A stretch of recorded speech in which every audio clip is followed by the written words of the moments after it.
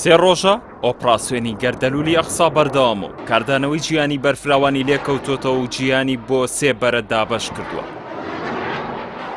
گەردەلوولی ئەقسا کە بەرەبەیانی ڕۆژی شەممە دەستی پێکرد و حەماس بە ئەسپایی هێرشێکی کەمەرشکێنی کردەسەر دەوروبەری غەزە کاردانەوەی بەرفراوانی لێکەوتۆتەوە و دانیشتنی ئەنجومەنی ئاسایشی لەسەر گرێدرا. کۆبوونەوەکەی ئەنجومەنی ئاسایش لەسەر داوی وڵاتانی ماڵتا بوو. وڵاتانی ئەندام لە کۆبوونەوەکەدا و توێژی زۆریان لەسەر چۆنێتی دەرکردنی بەیاننامەیەک کرد لەسەر هێرشەکەی حەماس و پێکدادانەکانی نێوان سوپای داگیرکەر و حەماس. بەڵام کۆبوونەوەکە کۆتایی هات بەبێەوەی ئیدانی هێرشەکەی حەماس بۆ سەر ناوچە داگیرکارەکان بکرێت. ئەوەش بۆی ناکۆکی قوڵی وڵاتانی ئەندام بوو لە کۆبوونەوەکەدا.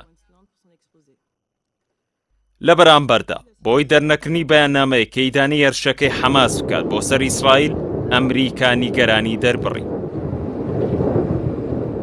شەڕ و پێکدادانەکانی حەماس و ئیسرائیل کە لە 7 ئۆکتۆبەرەوە دەستی پێکردووە جیهانی بۆ سێ بەرەی جیاواز دابەش کردووە.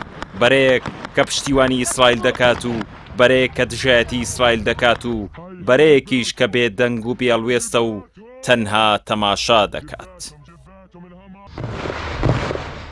بەشێک لە وڵاتانی وەک ئێران و قەتەڕ و میسر و عێراق و ئوردون و حیزبوڵڵا و چەندین وڵاتانی دیکەی عەرەبی باشکرا وەک گەل وەک حکوومەت پشتیوانی بۆ حەماس و دۆزی فەڵەستینیەکان دەردەبڕن و گەلەکانیشیان نزای سەرکەوتن بۆ بەرگری کارە فەڵەستینیەکان دەکەن.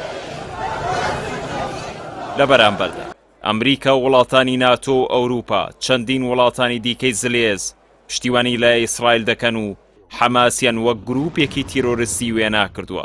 تەنانەت ئەمریکا کەشتیگەلی سەربازی ڕەوانەی ڕۆژهەڵاتی ناوەڕاست و نزیک ئیسرائیل کردو و ئامادەی پشتیوانی سەربازی زیاتری بۆ ئیسرائیل دەربڕیوە.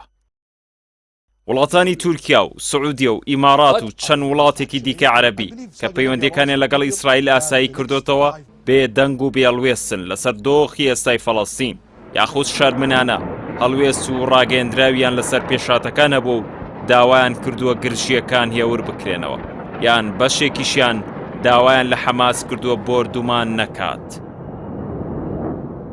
کۆشکی کرملن لە نوێترین ڕاگەیەندراویدا تیشکی خسۆت سەر مەترسی پێکدادانەکان و ئاسی دۆخەکە لە فەڵەستین و ڕای گەیاندووە دۆخی فەڵەستین لەو پەڕی مەترسیدایە و پێشبینی دەکرێت کە هێزی سێیەم تێوە بگلێت.